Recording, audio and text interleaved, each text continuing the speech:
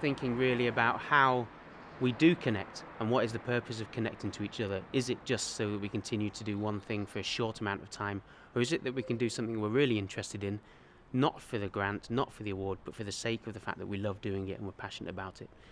So for me, as a community builder, I've been very fortunate. My role is to come to a place and see it in its most positive aspect at all times and without fail, because that's my duty and with my role.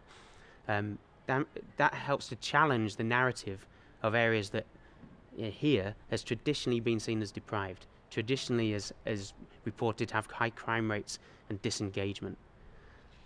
There's a lot required for me personally to keep digging into that reserve, but positivity and a persistent message has meant that now there are more community groups, small community initiatives around me, around connecting to each other, that are creating some momentum for community and grassroots-led initiatives in the future. So the message of community building is that everything is already there in the community to do it. It's how we find the resources and how we utilize those resources that really makes the difference. And community building has helped find the resources that wish to be invited and activated.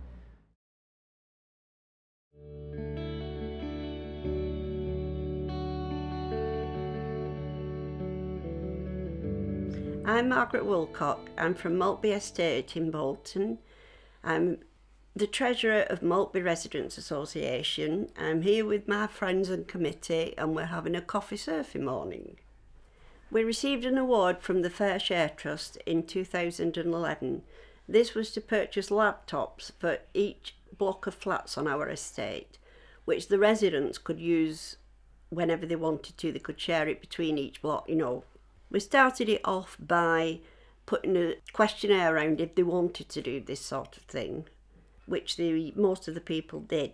Some of the people that were interested, but then again, there's 60 flats on here, and it took off from there. Forever Manchester, the foundation, was absolutely fantastic with us. They helped us with the funding process with no problems at all. My name's Olwyn Cunliffe. I'm chairperson of the Maltby Residents Association, where we have regular meetings once a month with the residents on a monthly basis as well, airing the views of repairs and things that need doing on the estate, and also have guests who come along and talk to them. We have trips, raffles, we have dues for the Jubilee last year and the wedding. This year we're having another one hopefully for the coronation, which was in 1953, so hopefully have a do for that as well. And we've got our AGM coming up shortly on Monday, where we're putting a buffet on for the residents and have a get together and a game of bingo afterwards. That's what we tend to do. The laptops have helped me immensely because I didn't know things like PowerPoint and how to drag things and copy and things like that. I just knew how to turn it on, do my emails, and that was it. So for me, it has helped me out great.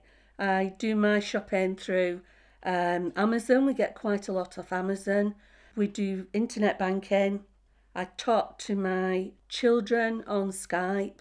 One of the daughters lives down in Oxford, and we communicate with the Skype, and I can see my grandson.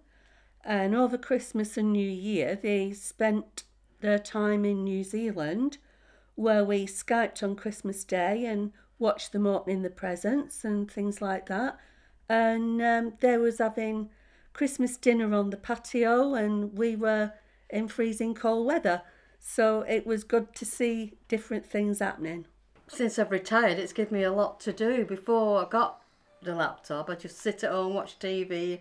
I'm a horror movie freak, so I'll be watching horror movies all day. And since we got the laptop, I've done a lot more. Like I've got sites running on Facebook. I go on Skype, talk to my niece in America when it all snowed and stuff. And we had sun, she was showing us all that.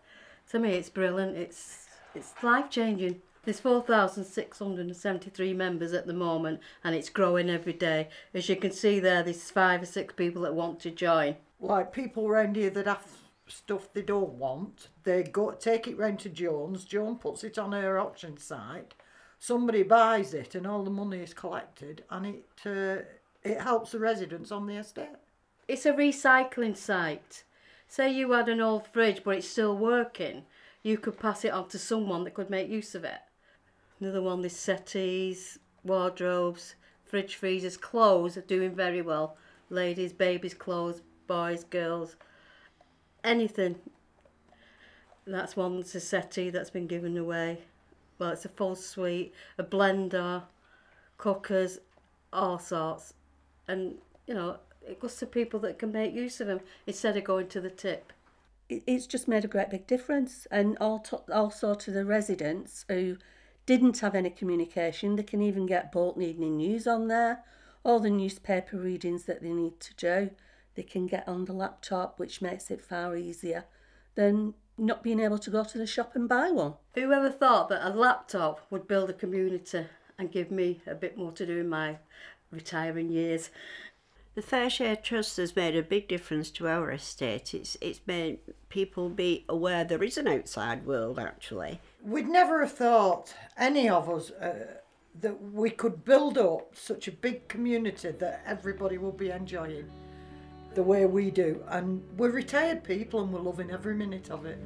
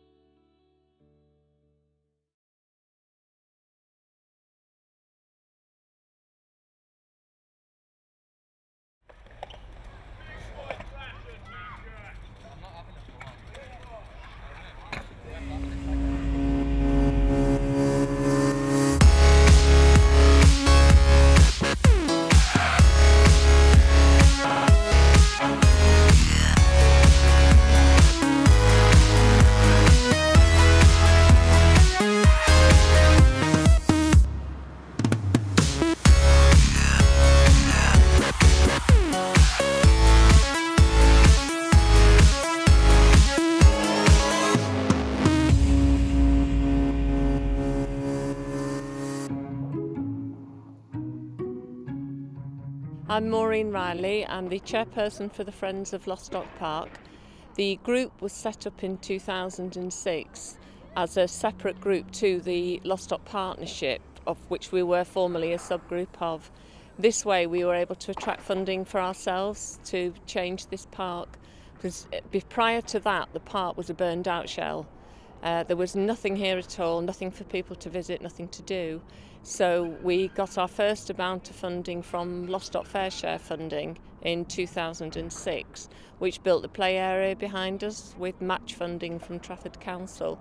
Then moved on to the skate bowl, which again is a Fair Share funded activity. That has enabled us to work with our young people.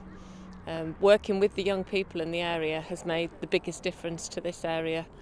They are engaged in it now, they built it, they designed it, they were involved very, very heavily in the plans for it. And as you can see for yourselves now, it's full morning till night, that is full of young people. Once we'd built the play area for young children, we then held an event in the park and spoke to lots of young people who came to that event and said, "Isn't the park better?" And they said, "Yes, but it's not good enough. We want a skate bowl."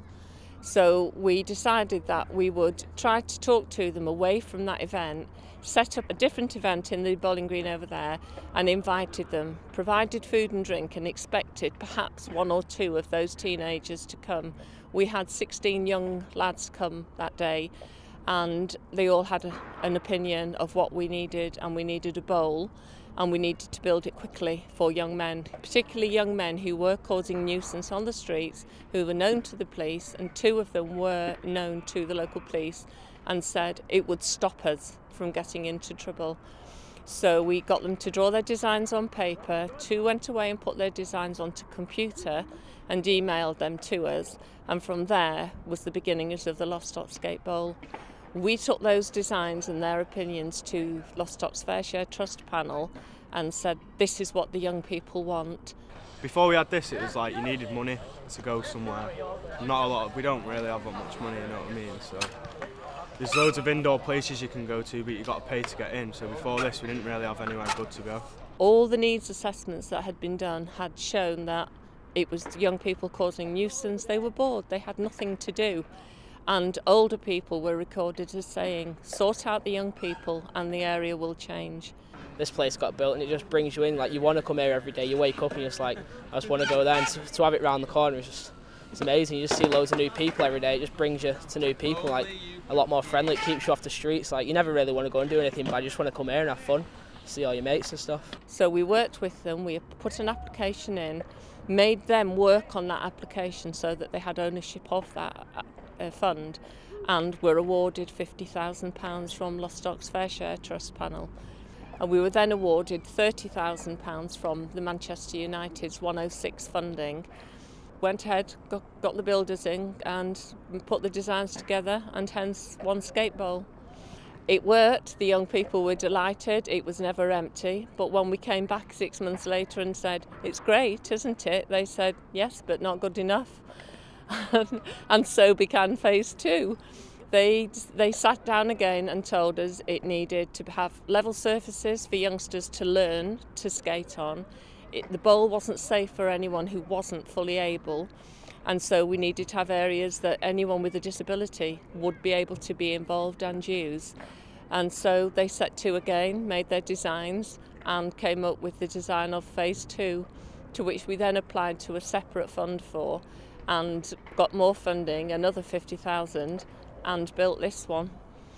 Coming here every day, it keeps your health going, doesn't it? I mean, riding a bike and all the other sports, it keeps you healthy, doesn't it? Like, even getting to the places, that's exercise that most people wouldn't really do. So, and say riding here for 6 or 7 hours every day, I mean, it just keeps you going, doesn't it? It's very, very much a social activity there as well as a physical structure. They meet there all the time, they spend their days here. Older ones now monitor the younger ones. If there's any trouble, they police it themselves. The police call through at least once a day, but have no cause for concern. They just visit and have a good relationship with these youngsters. This engages young lads in a way that we never ever dreamt was going to be possible.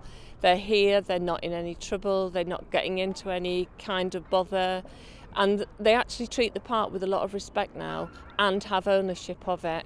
Hence this small area here, this small enclosed play area, was their idea as well. We said, we've got £7,000 left of unspent Fair Share Trust money, what shall we do?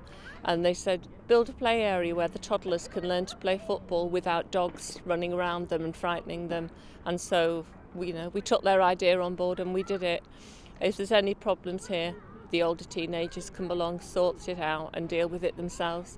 So it's very, very much a place where young people develop their social skills, develop their life skills, and just work together and get involved in their community and appreciate what they've got.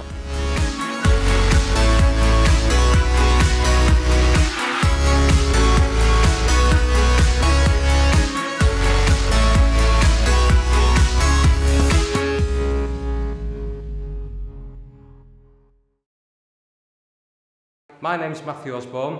I'm the Group Scout Leader here at 17 Stretford 1st Lostock Quest Scout Group in the Borough of Trafford, which is part of Greater Manchester. We're here in the Quest Scout headquarters. It was a building that was originally a library. It was Lostock Library and it was built just after the war, I believe. In the late 90s, I think it was, the library had to close. But the building stayed here and it lay derelict and unused for a number of years. And it was in the late 2000s, about 2005, 2006, where Trafford Borough Council made the Scout Group an offer of a lease of the building and allowed us to move in with a grant of £50,000 to really kickstart us into being able to refurbish the headquarters. Once we moved into the building and we started refurbishing, we quickly found out that that initial £50,000 from the council wasn't enough. It wasn't really going to bring the building up to the required standard that was needed for a modern interactive Scout headquarters and a building that also was going to be used for the wider community as well. So we approached the Fair Share Trust and they were able to really bring in the shortfall that we needed to really get this building up and running as a Scouts headquarters and a building for the wider community. So really it was when we started to engage with Forever Manchester that we found out more money from the Fair Share Trust was going to be available or could be made available. We had to go through some preliminary paperwork. We had to set out proposals of how we were going to manage funding that we were going to be given. Really try to put a hard budget on how much we were going to need to make up this shortfall.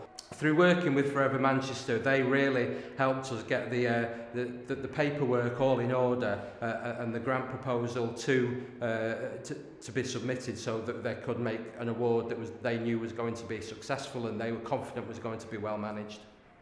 But it really has made a fantastic difference. In the old building, we'd lost a lot of the heating. We were reliant on old electric heaters that didn't really warm the place up at all. And this building is much, much warmer. It's centrally heated for a start, which has made a massive difference.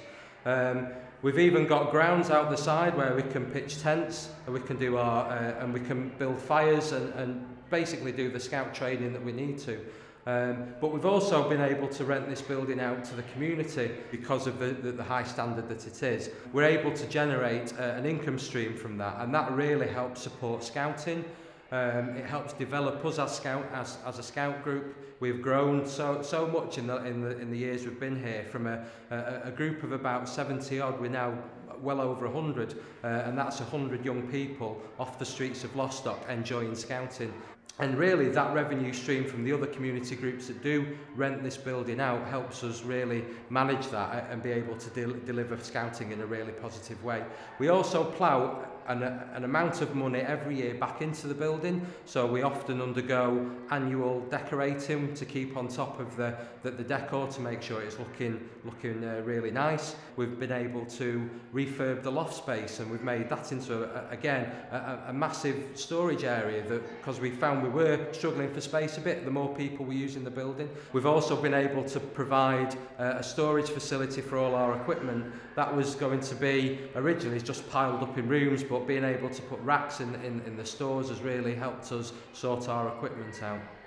And now we're providing space for a Polish school that meets here every week, and they're really enthusiastic, and they're long-term hirers now. They've been in here for nearly a year, and we've got a disabled drop-in centre, an adult disabled drop-in centre where disabled adults can come in and they can enjoy the facilities, and they've got the ability to play games or do crafts with their carers. So really, having these community groups in does really make a massive difference to how we deliver scouting in the local area.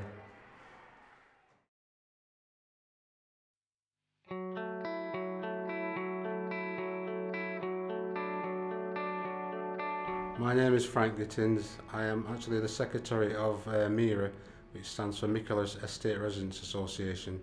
I've been the secretary since 2003. This year's our 10-year anniversary. I was originally born in Barbados, emigrated to England in 1965, moved over straight to Oldham. In 2003, when I first moved onto the estate with my kids, I noticed that they had some facilities on the estate, which was the Michaelis Youth Base. And at the time, my kids was 8 and 7 respectively, so I thought, oh, that would be a fantastic thing for them to access. The Michaelis Youth Base is very important to this community. It's like a focus really for adults and young children alike, so that they can do intergenerational work with each other and just to come on to get on and to meet other people. Not only does it serve the community on Michaelis, it serves the whole of Mosley community. Even the adults today that you see walking around with their kids, they have access to this when they were kids. So I think it's very important to keep this building open and for parents and children to keep accessing the service that is provided by this wonderful building. We received an award from the Fair Share Trust, which was quite a substantial sum, and we thought that we needed something on the estate that would say, right, the Fair Share Trust has been on to Michaelis and this is what it was all about. So we did a feasibility study of what we could use the money for, i.e. on and off the estate, and the decision was to keep the youth base open The Fair Share Trust Award has gone to developing what was a derelict courtyard into what we hope is going to be a widely used function room for people on and off the estate.